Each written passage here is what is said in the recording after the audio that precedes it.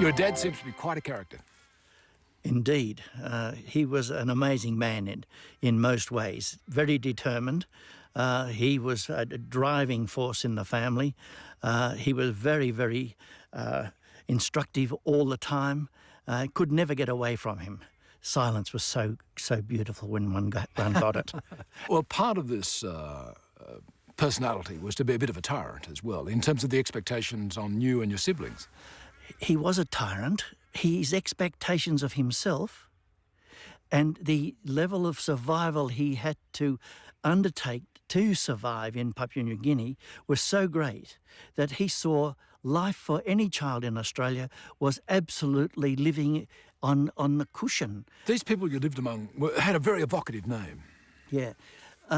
We lived amongst the Kukukuka people, now known as the Manyamya people. At that time, fearsome people. And they actually attacked. Now, at the time, we thought this was just terrible, and they killed a local German man by the name of Boehm up there. They ate him and put his head on the airfield in Surprise Creek in a bag. That? We were told about this as children, and be very careful. You've got to be very, very careful what you're doing. Keep your eye open. You've got to observe. You've got to smell. Look, hear, smell. So the senses were very, very acutely developed for almost like in the way an animal's senses are developed for survival. Well, that's what's mucked out your architecture years and years later. That acute sense of the senses. It has had a huge impact. Observation has been my big learning tool, to observe what the sunlight is like, where it's coming from, where it's going to, what angle is it at, what shadow pattern is coming. Look at the trees, look at the way the light separates the elements in the landscape. You somehow decide by the age of 15 that the path you're going to take is architecture. What made that clear to you? My father made it very clear to me. He brought in Architectural Record and Architectural Forum, both American journals, and he would find a very interesting article or a very interesting building, and he'd give it to me and say, "Son, read this." And you say, "Oh, geez, I'd rather be playing outside than reading this." And I'd have to read it. And then he'd sit down and challenge me about it and say, "What about this? This question? Why is it off the ground? Why is this building all glass?" You knew, unless you got that answer, you would have to read the article again. And so it all of a sudden brought an interest about the underlying principles of buildings, of all sorts of buildings. And that I then began to find fascinating. But he knew I could deal with the ideas that he was articulating, what were in the journals, and he could see that I might do well in architecture. Glenn, failures are often more telling than successes, and at university you failed, a big subject, sunshine and shade. It's the only subject I had to repeat. I did a couple of posts, but I think I might have one of the few people that might have learnt something about sunshine and shade. It became a very, very integral part of my thinking. Well, soon after you married Helen, you went overseas to Europe to experience a whole new world of architecture. In 1962, I travelled to Europe, worked in London, lived finally in the Greek islands for 6 months altogether. I realised that the limitation of materials and the use of form and light were absolutely critical to understanding architecture.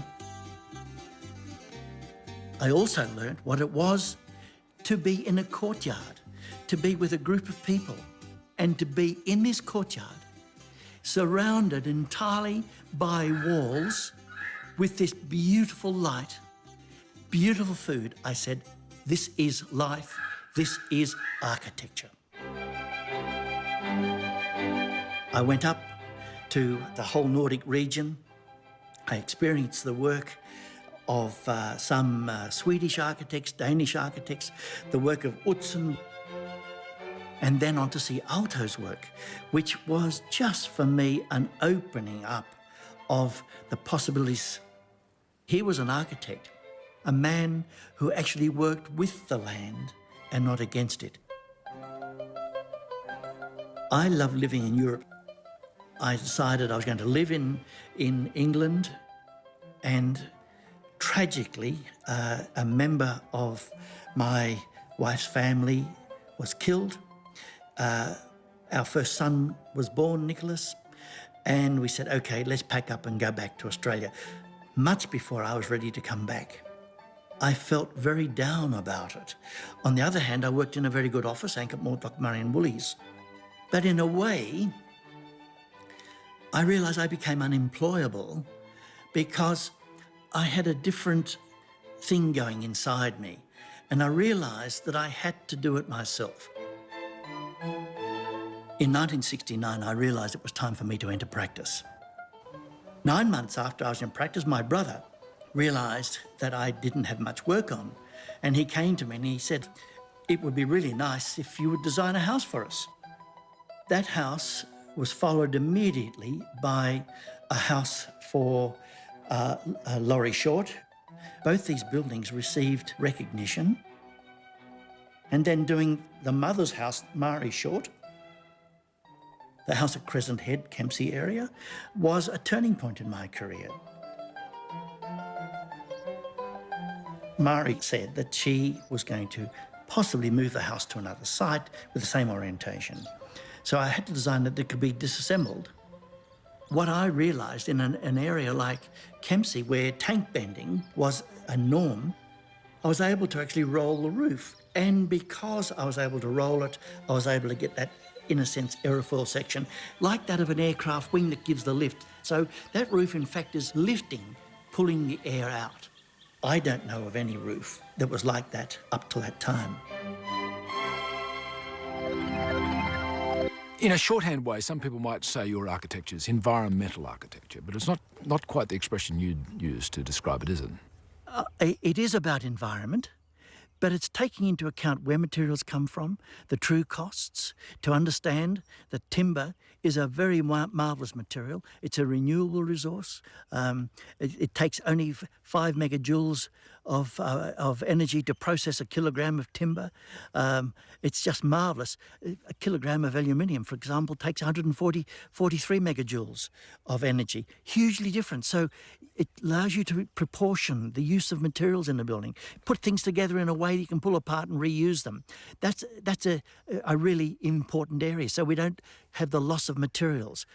I've been thinking about that for a long time. You had a trade-off to make, and you made it pretty early on in your career, and that was, would you work with others as part of a team and a partnership, and you did that for a few years, or would you go your own way? And the way you took, it would have been very difficult for you to actually be yourself in a partnership.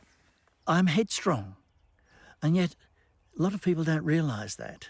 They see a more gentle side often and don't quite realise that when I'm determined, I'm very determined. And if I think something is not reasonable, I'm not prepared to do that. If a council refuses my design that I think is reasonable, has a complete logic to it, I will negotiate as far as I can go, but then it's sudden death. Straight to the Land and Environment Court. I won't take any more mucking around because I can't take the mucking around. It just drives me mad that I'm dealing with people that simply don't understand. So I don't call myself an environmental architect, but I'm certainly interested in the environment. What did your dad say about you going alone in architecture? Yes, it was in his last year of life, and it was very lucky for me that he was still alive at the time. He said to me, son, now that you're entering your practice, you must remember to start off the way you would like to finish.